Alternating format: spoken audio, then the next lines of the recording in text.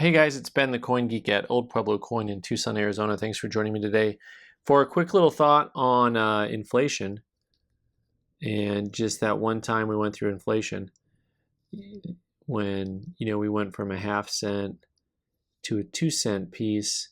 No magic trick involved here, folks. And you can see that a 2-cent piece and a half-cent piece are almost exactly the same size. I was just thinking about this the other day as I was going through some coins, how it must have been weird for people to have such a radical change in their change in such a small amount of time. So like this is from 1857, and then this is 1865.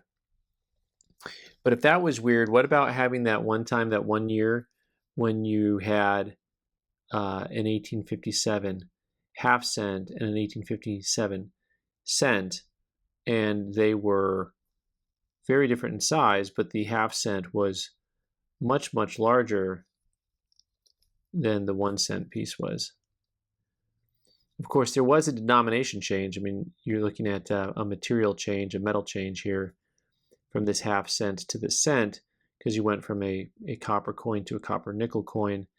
And so you went to your first coin with nickel in it. In fact, these were originally called nickels. Our first nickel was worth 1 cent.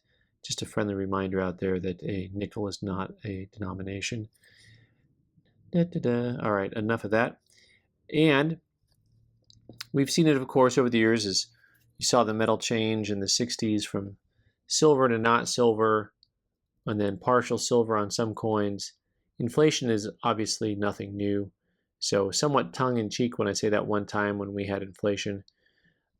You can also look at, of course, the value of the coins today and talk about inflation. These coins that were worth a cent, a half cent, and a 2-cent are now probably worth, 175, 150, and $50.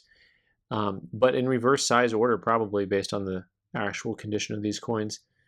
So, of course, you're probably here for that and not for any ideas about inflation. But one of the most important lessons you can teach anybody is that inflation's always been there, always will, back to the times when Romans were striking coins till now. Anyway, just some random thoughts on coinage and inflation.